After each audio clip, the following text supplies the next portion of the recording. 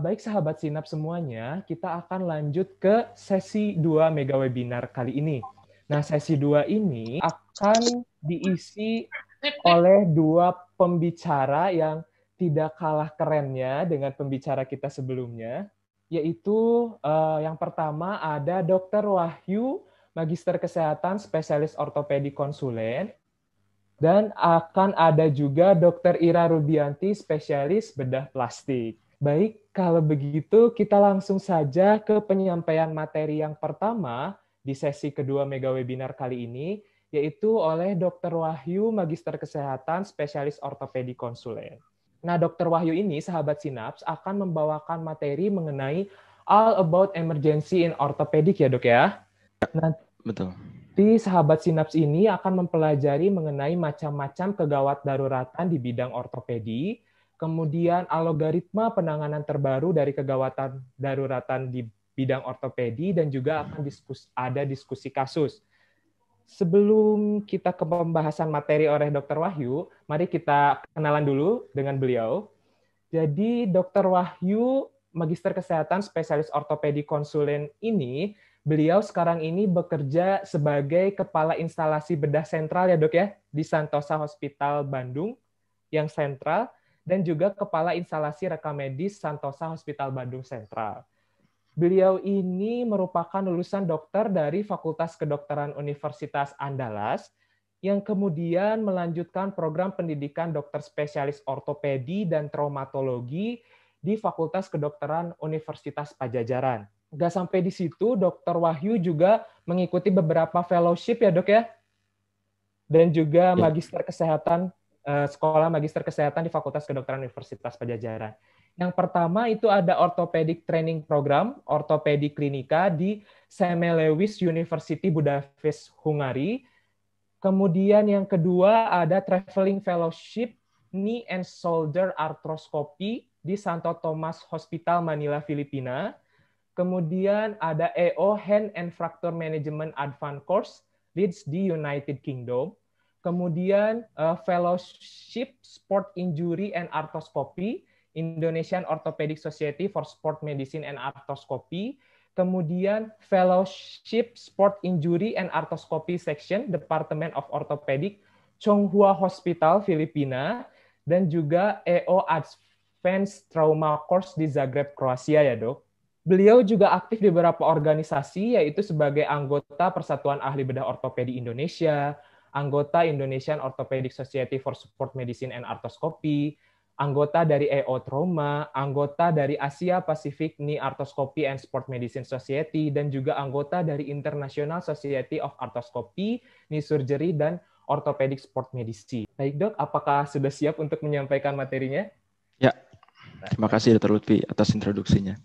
Silahkan dokter. Saya coba share screen dulu ya. Boleh dokter. Baik, siap, dok. Terima kasih. Assalamualaikum warahmatullahi wabarakatuh. Terima kasih kepada teman-teman panitia Sinaps yang sudah menyelenggarakan webinar yang sangat baik sekali.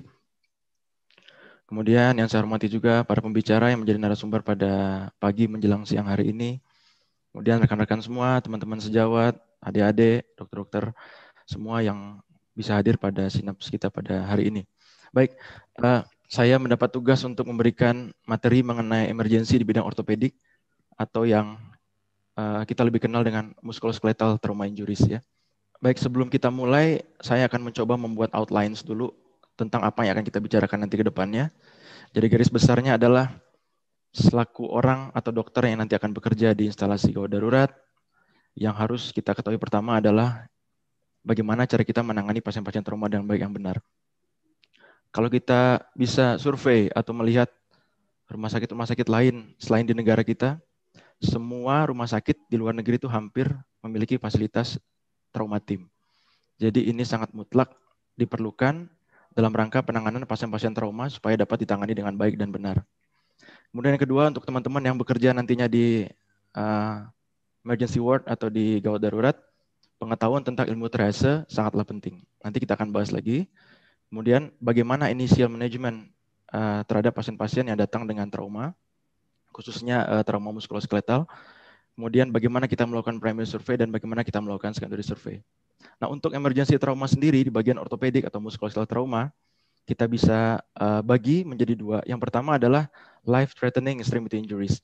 Artinya adalah injury pada ekstremitas yang nantinya dapat membahayakan nyawa dari pasien-pasien yang datang ke emergency ward. Contoh kasusnya adalah traumatik amputasi, primary survey, dan bagaimana kita melakukan secondary survey. Kemudian bilateral femur fractures, kemudian crush syndrome, kemudian pelvic fracture. Kemudian yang kedua, apa yang termasuk dalam emergency trauma di bidang ortopedi adalah limb threatening injuries. Ini adalah semua cedera ekstremitas yang tidak menyebabkan kematian pada pasien. Contohnya yang paling sering kita hadapi dislokasi, kemudian fraktur terbuka atau open fracture, spinal cord injury, dan compartment syndrome. Oke, ada juga penggolongan non-emergency trauma. Contohnya close fracture dan joint and ligament injury, itu injury pada persendian. Tapi jangan disalah artikan bahwa pasien-pasien dengan close fracture atau fraktur tertutup tidak akan membahayakan. Tetap membahayakan selama penanganan yang kita lakukan tidak benar atau tidak baik. Nah, seperti yang saya katakan awal, apa itu triase? Ini penting untuk teman-teman semua yang nanti akan berdinas di UGD. Triase itu berasal dari bahasa Prancis yang artinya memilih atau memilah. Kenapa kita harus tahu triase? Karena kita sebagai dokter jaga atau dokter umum yang ada di garda terdepan atau di front line harus benar-benar mengetahui pasien-pasien trauma mana yang bisa kita tangani sesuai dengan kemampuan dan kapasitas SDM dan ketersediaan alat tempat di rumah sakit tempat kita bekerja. Tentu saja yang utama tetap ABC priorities ya, airway, breathing, circulation, nanti kita akan bahas, dan saya rasa rekan-rekan sudah pada tahu semua apa itu triase dan apa aja pembagiannya. Nah, triase itu bisa dibagi dua, yaitu multiple casualties, artinya adalah jumlah pasien dengan tingkat keparahan jumlah pasien dengan tingkat keparahan dari injury yang diderita oleh pasien tersebut tidak melebihi kapasitas daripada tenaga medis dan peralatan di rumah sakit tersebut. Ya, contoh pasien-pasien yang datang dengan life threatening. Ya, kemudian yang kedua adalah mass casualties, artinya adalah jumlah pasien dan tingkat keparahan dari cedera atau trauma yang dialami oleh pasien tidak hampir sama dengan kapasitas atau kemampuan daripada tenaga kesehatan dan fasilitas kesehatan yang ada di rumah sakit tempat teman-teman bekerja. Kemudian ini hanya sekedar sharing saja bagaimana nanti teman-teman akan berhadapan dengan pasien trauma di UGD. Apabila pasien datang dengan injury, tata laksana utamanya pasti primary survey dulu. Kemudian yang utama ada resusitasi. Ingat, kelemahan dari kita apabila kita jaga di UGD, setelah kita melakukan primary survey, A, B, C, D, dan E ya, dan E exposure, kita terlampau yakin bahwa primary survey yang kita lakukan itu sudah benar. Jangan lupa tetap lakukan reevaluasi. Jadi tidak ada salahnya dan tidak berdosa apabila kita sudah lengkap primary survey, kemudian kita ulang lagi ABCD-nya untuk lebih meyakinkan kita sebelum kita maju ke secondary survey. Jadi apa itu primary survey? Sedikit saja membahas, tidak begitu banyak. The airway, breathing, circulation, disability, dan exposure. Nah, apa itu airway? Biasanya pasien-pasien dengan gangguan airway datang dengan adanya sumbatan atau obstruksi pada jalan nafas. Ya, bagaimana cara mengetahuinya dengan sangat gampang? Biasanya pasien-pasien yang mengalami obstruksi jalan nafas datang dengan keluhan susah untuk bersuara, ya, bersuara serak, susah bersuara, dan kadang-kadang datang dengan tanda-tanda hipoksia akibat ada obstruksi jalan nafas. Harus diingat bahwa pada saat melakukan primary survey di airway, kita harus juga melihat apakah ada kemungkinan cedera pada cervical spine. Kemudian yang kedua, breathing dan circulation atau B, kita cek nafas pasien yang sudah kita lakukan pemeriksaan. Kemudian sirkulasi dengan hemorrhage control, ini sangat penting sekali, terutama pasien-pasien yang kita curigai datang dengan perdarahan akibat ruptur pembuluh darah besar. Kemudian disability kita cek neurological statusnya. Apa teknik yang paling gampang yang bisa kita lakukan pertama itu dengan AVPU ya, AVPU mungkin teman-teman sudah tahu semua. Alert, kemudian respond to pain, respond to verbal, dan unrespond. Itu sangat gampang sekali. Kemudian tools lainnya yaitu yang standar kita lakukan, kita nilai dengan menggunakan JCS ya, Glasgow Coma Scale. Kemudian exposure. Setelah kita cek semuanya, jangan lupa kita lakukan exposure. Kita buka semua baju pasien yang kita curigai trauma, kemudian kita lakukan lock roll untuk melihat apakah ada kemungkinan cedera di bagian belakang daripada pasien. Karena kalau tidak kita lakukan ini, kita yakin bahwa pasien itu tidak ada cedera lagi di tempat lain. Maka sangat penting sekali kita lakukan exposure atau environmental control.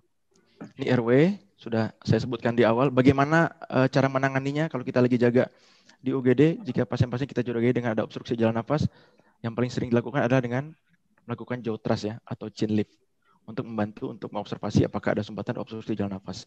Breathing kita udah sebutkan tadi, slide. Circulation ya. Seperti yang saya katakan di awal, kita harus curiga pasien-pasien datang dengan gangguan sirkulasi.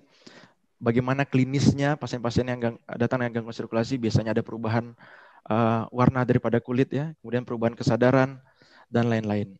Disability dan exposure kita sudah katakan dari awal slide. Oke, setelah kita yakin kita sudah melakukan primary survey dengan baik, ingat tetap cross check. Jadi jangan langsung saja dari primary survey yakin langsung ke secondary survey. Tetap lakukan cross check karena sering miss-nya di sana. Oke. Apa itu secondary survey? Kalau pasien sudah kita lakukan primary survey, kita lakukan history taking, kemudian pemeriksaan from head to toe, kemudian kita lakukan neurological examination, kemudian setelah kita yakin primary survey kita benar, kita bisa lakukan pemeriksaan penunjang seperti laboratori, X-ray untuk membantu kita mendapatkan diagnosis. Oke, kita sekarang masuk ke emergency pada ortopedi. Slide. Mungkin teman-teman yang sudah mulai jaga di emergency ward sering menemukan kasus seperti ini. Ini adalah traumatic amputation. Dulu waktu saya sedang PPDS, banyak sekali pasien-pasien datang dengan traumatic amputation. Jarinya terpotong, kemudian terpuntir mesin, dan sebagainya. Terkadang pasien datang ke UGD membawa amputinya, membawa jari yang terpotong, kemudian ngomong ke kita supaya dengan sesegera mungkin menyambung jari yang terpotong. Ya, ini salah satu contoh kasus, nanti mungkin teman-teman akan temui di UGD. Bagaimana cara kita menjawabnya? Kalau teman-teman menemui kasus seperti ini. Tidak semua traumatic amputation bisa kita lakukan microsurgery operation. Harus diingat itu. Jadi kandidat terbaik untuk melakukan microsurgery operation adalah pasien-pasien yang datang dengan clean cut. Jadi kalau dia pasien datang dengan kondisi clean cut, artinya terpotong bersih, misalnya pasien-pasien yang kena bacok pisau, ya terputus jarinya, itu kita masih bisa lakukan microsurgery operation. Apabila pasien-pasien datang dengan kondisi tidak clean cut, itu tidak kandidat yang baik untuk kita lakukan microsurgery. Jadi teman-teman sebagai garda terdepan pasti ditanyakan dulu sebelum konsul, ini bisa disambung nggak jari yang saya bawa? Nah, mungkin dengan pengetahuan ini teman-teman bisa menyampaikan dengan baik. Kemudian yang kedua harus diperhatikan adalah bagaimana cara membawa amputinya. Jadi kadang-kadang pasien datang ke UGD bawa dalam kantong kresek, misalnya jempolnya. Contoh, jempolnya putus, dia bawa dengan kantong kresek terus datang ke UGD minta supaya disambung. Itu tidak kandidat yang baik ya. Jadi cara membawa sampel amputi yang baik adalah amputi atau jaringan yang mengalami cedera, kita masukkan dulu dalam satu wadah yang bersih, kemudian wadah itu kita bungkus, kemudian di luar wadahnya kita berikan es batu. Itu cara membawa amputi yang baik. Kemudian pertimbangan ketiga adalah golden period ya. Jadi waktu terjadinya dari awal trauma sampai pasien dibawa datang ke UGD. Jadi ini salah satu contoh kasus yang menurut saya banyak ditemui. Ya, terus teman-teman di UGD pasti bingung bagaimana cara menjawabnya. Ya, mungkin bisa membantu dengan penjelasan yang barusan saya berikan. Kemudian diagnosis atau penyakit ortopedi, trauma ortopedi lainnya yang bisa menyebabkan kematian adalah bilateral femur fracture. Kenapa tidak unilateral? Kenapa harus bilateral? Karena dengan patahnya dua tulang femur, maka resiko terjadinya internal bleeding itu sangat besar sekali. Jadi blood loss-nya sangat besar sekali. Karena satu femur kompartemen bisa menampung sekitar 1.500 cc darah. Jadi apabila dua tulang femur patah bersamaan, kemungkinan besar pasien akan mengalami blood loss sekitar 3.000 cc. Jadi bilateral femur fracture termasuk salah satu penyakit yang bisa menyebabkan kematian pada pasien. Oke, ini yang sudah saya katakan tadi. Apabila terjadi bilateral femur fracture, terjadi signifikan blood loss yang sangat besar, kemudian berhubungan juga dengan injury-injury tempat lain, kemudian bisa menyebabkan komplikasi daripada pulmo, dan pada akhirnya bisa menyebabkan multiple organ failure, dan pada akhirnya menyebabkan kematian. Oke, apa yang bisa kita lakukan sebagai dokter jaga nanti apabila kita menemukan pasien bilateral femur fracture? Yang pasti tetap primary survey. Primary, secondary survey. Kemudian bagaimana cara kita menangani fase awal? Imobilisasi. Apa itu mobilisasi? Jadi mempertahankan posisi pada posisi anatomis. Jadi mungkin teman-teman di UGD bisa melakukan pemasangan bidai atau spalak untuk melakukan temporary mobilization untuk mencegah kerusakan lebih lanjut. Dan setelah kita yakin semua penanganan awal kita lakukan dengan baik, segeralah rujuk ke trauma center. Ya, ini tindakan operatif yang dilakukan apabila sudah dirujuk ke trauma center ya. Jadi bagi kita spesialis ortopedi, penanganan seperti ini secepat mungkin kita lakukan imobilisasi, yaitu biasanya dengan menggunakan external fixation atau fiksasi eksternal ya. Oke, kemudian penyakit lain yang sering juga ditemukan crash syndrome. Apa itu crash syndrome? Itu adalah suatu penyakit di mana terjadi kerusakan daripada jaringan lunak yang mendalam sehingga terjadi internal bleeding yang pada akhirnya nanti akan menyebabkan acute renal failure akibat terjadinya acute tubal nephrosis dan dapat menyebabkan shock pada pasien. Kemudian bagaimana cara menangani crash syndrome pada fase-fase awal? Tentu saja apabila kita curigai pasien-pasien datang dengan crash syndrome, hemodinamik harus kita jaga terlebih dahulu ya sebelum nanti kita lakukan tata laksana lebih lanjut terhadap pasien-pasien dengan crash syndrome. Oke, kemudian penyakit apa lagi yang bisa menyebabkan kematian pada pasien-pasien dengan musculoskeletal injury? Yaitu pelvic fracture. Ya, kenapa pelvic bisa menyebabkan kematian? Karena apabila kita melihat anatomi daripada pelvis, kalau teman-teman bisa lihat secara anatomi, pelvis bentuknya seperti kubah, ya, seperti kubah dan bentuknya seperti pertautan, seperti cincin. Jadi dengan adanya bentuk seperti itu, dia bisa menampung darah lebih dari 3000 cc. Jadi kalau apabila terjadi fraktur pada pelvis, kemungkinan besar terjadi internal bleeding sangat besar sekali. Belum lagi terjadi perdarahan pada organ-organ yang terdapat di dalam pelvis seperti bladder, rectum ataupun vagina. Apa yang kita bisa lihat dari pasien-pasien dengan fraktur pelvis? Tetap pemeriksaan fisik, look, feel, and movement ya. Kalau pertama kita lihat biasanya pasien datang dengan deformitas. Kemudian gray tuner sign. Mungkin teman-teman pernah tahu apa itu gray tuner sign? Gray tuner sign itu adalah gambaran seperti hematom atau bruising atau seperti peteki yang terdapat pada regio flank. Ya, flank yaitu organ yang terdapat di antara kosta terakhir daripada tulang iga kita dan tip daripada pelvis. Kalau teman-teman melihat itu di UGD, teman-teman harus curiga bahwa ada kemungkinan fraktur pelvis. Kemudian Destot sign. Destot sign. Apa itu Destot sign? Apabila teman-teman melihat adanya gambaran perdarahan atau bruising subkutan yang biasanya bisa kita lihat di regio inguinalis, tepat di ligamentum inguinal. Apabila teman-teman melihat itu, teman-teman harus curiga bahwa itu merupakan salah satu tanda terjadi pelvic fracture. Kemudian leg length discrepancy. Biasanya pasien-pasien yang datang ke UGD dengan pelvic fracture, apabila kita ukur ekstremitas kiri dan kanannya biasanya berbeda. Karena apabila terjadi fraktur pelvis, terutama yang bentuknya vertical shear, jadi naik ke atas, kalau dia patah, biasanya kaki kiri lebih pendek atau kaki kanan atau sebaliknya. Kemudian tetap standar tools yang harus dilengkapi adalah pemeriksaan X-ray. Oke, ini adalah contoh-contoh fraktur pelvis yang paling banyak ditemukan ya. Ada open book ya, open book fracture seperti kita membuka buku ya. Kemudian vertical shear dan lateral compression. Ini adalah contoh-contoh diagnosis pasien dengan pelvic fracture yang paling banyak kita temukan berdasarkan hasil pemeriksaan radiologi yang kita lakukan. Ya, ini yang saya katakan tadi, ini Destot sign ya.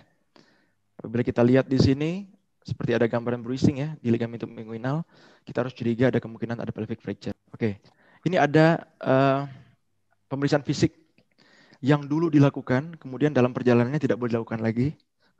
Karena apabila dilakukan pasiennya sangat sakit sekali. Biasanya kita cek stabilitas daripada pelvisnya. Ya, jadi tangan kiri, tangan kanan kita taruh di atas pelvis bagian anterior, kemudian kita lakukan pergeseran untuk melihat apakah ada fracture atau tidak. Tapi ini tidak boleh lagi dilakukan karena pasien akan sangat merasakan nyeri sekali.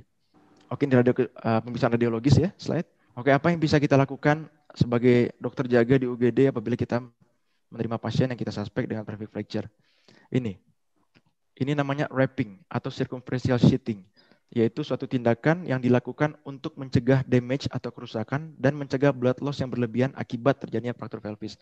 Jadi kita lakukan compression daripada pelvis untuk mencegah terjadinya internal bleeding lebih banyak daripada pelvis.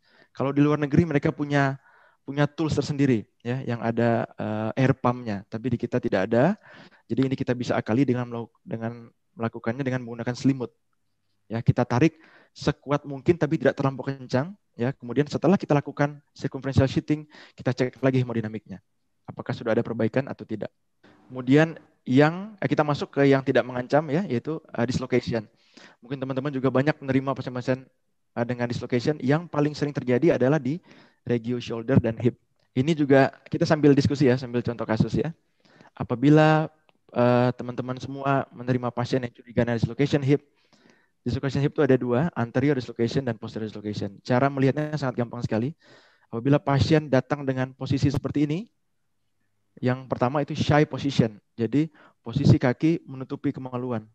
Ya, itu hampir pasti itu adalah suatu posterior dislocation daripada hip. Apabila pasien datang dengan posisi yang berseberangan, terbuka, hampir pasti itu adalah anterior dislocation daripada hip. Oke, apa saja simptom dan sign-nya? Pasti bengkak ya. Kemudian ada perubahan bentuk, ada deformitas. Kadang-kadang karena dia ada pendarahan banyak di dalam, dia ada warm, panas, bruising, ya, kemerahan, dan tentu saja nyeri. Oke, apa yang bisa kita lakukan? Apakah teman-teman bisa melakukan dislokasi, reduction pada pasien-pasien yang datang ke UGD? Bisa. Apakah harus general anesthesia? Tidak. Jadi kalau teman-teman sudah yakin kalau ini suatu anterior dislocation atau posterior dislocation, baik itu hip atau shoulder, teman-teman bisa melakukan reduksi as soon as possible. Ya, untuk teknik nanti kita akan bahas lebih lanjut lagi. Tapi intinya adalah teman-teman bisa melakukannya asal teman-teman sudah pernah mempelajari dan tahu bagaimana teknik untuk melakukan reduksinya. Ya, karena apa? Kalau kita tunda lagi terlampau lama, nanti dikirim lagi ke trauma center, pada akhirnya nanti akan terjadi nekrosis. Kalau terjadi nekrosis dan ada terjadinya cedera daripada ligamen, akan sulit lagi untuk dilakukan reduction daripada pasien-pasien yang mengalami dislocation. Jadi kalau apabila teman-teman nanti yakin dan sudah punya ilmunya, silakan lakukan ini. Bisa dilakukan dengan local anesthesia. Ya, jadi tidak perlu general anesthesia. Oke. Nah, ini adalah yang paling sering juga kita temukan, yaitu open fracture. Ya. Apa itu open fracture? Yaitu suatu patah tulang yang mengakibatkan terbukanya kompartemen tulang sehingga terjadinya kontak antara tulang dengan dunia luar. Kenapa itu kita khawatirkan? Dengan terjadinya open fracture, maka kontaminasi terhadap bakteri pasti akan lebih besar, sehingga in the end, ke depannya infeksi juga pasti akan terjadi, dan healing proses juga pasti akan lebih sulit untuk dilakukan. Apa aja kasus-kasusnya? Kebanyakannya crash injury, kemudian jatuh dari ketinggian, dan yang paling sering kita temui adalah kasus-kasus kecelakaan lalu lintas. Ya. Oke, ini adalah klasifikasi yang bisa kita pakai untuk menilai grade atau tingkatan daripada open fracture, yaitu Gustilo. Ya. Gustilo classification. Jadi open fracture itu ada 3, open fracture grade 1, grade 2, dan grade 3. Grade 3 lagi dibagi grade 3A, 3B, dan 3C. Mungkin teman-teman bisa baca di sini. Yang paling parah adalah grade 3C karena open fracture disertai dengan neurovascular injury, yang pasti akan membutuhkan penanganan yang jauh lebih lanjut. Ya. Oke, initial manajemennya sama ya semuanya. ATLS, primary survey, resuscitation, secondary survey. Kemudian antibiotics. Kalau pasien datang dengan open fracture, jangan lupa initial treatmentnya pasti antibiotics. Kemudian control bleeding. Apabila pasien datang dengan open fracture dan kita curiga ada neurovascular injury, control bleeding harus dilakukan. Kemudian bagaimana tahap awal apabila kita menerima pasien dengan open fracture? Yaitu dressing. Itu yang bisa teman-teman lakukan dulu pertama kali ya.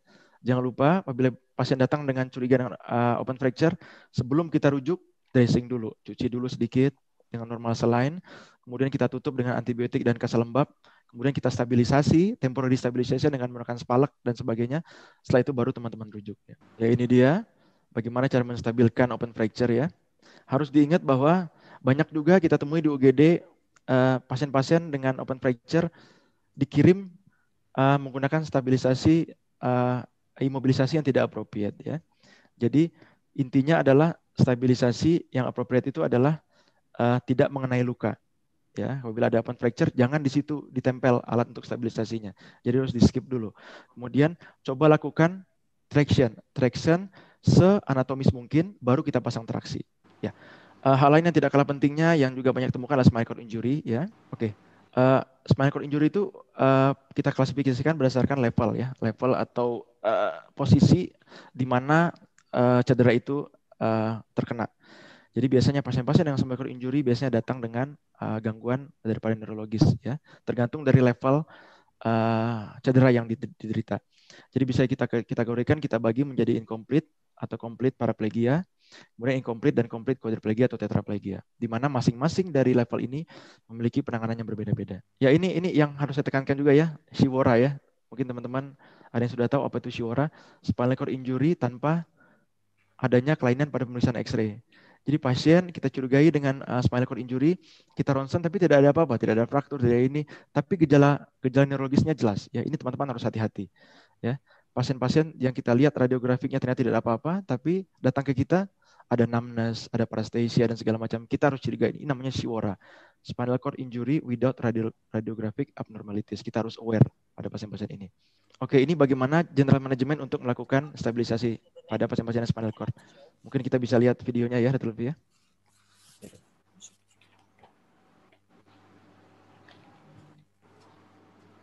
Shall then allow me to bring it up under the patient's chin and along their breastbone.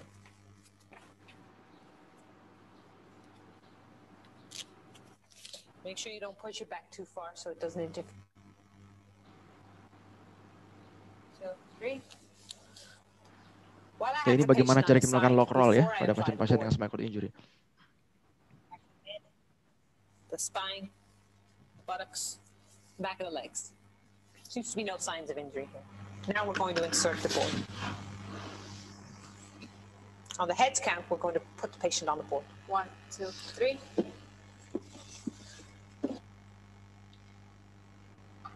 Oke. Penyakit lain yang juga bisa kita temukan di UGD adalah compartment syndrome.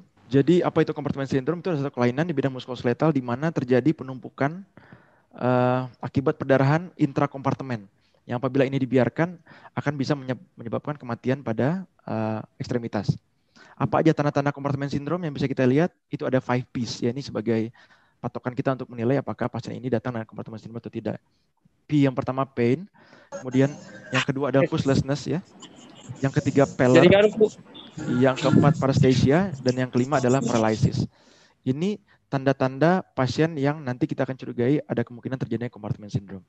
Oke, ini patogenesisnya ya. Oke, jadi apa aja itu compartment syndrome? Ada muscle ischemia dan ada nerve ischemia.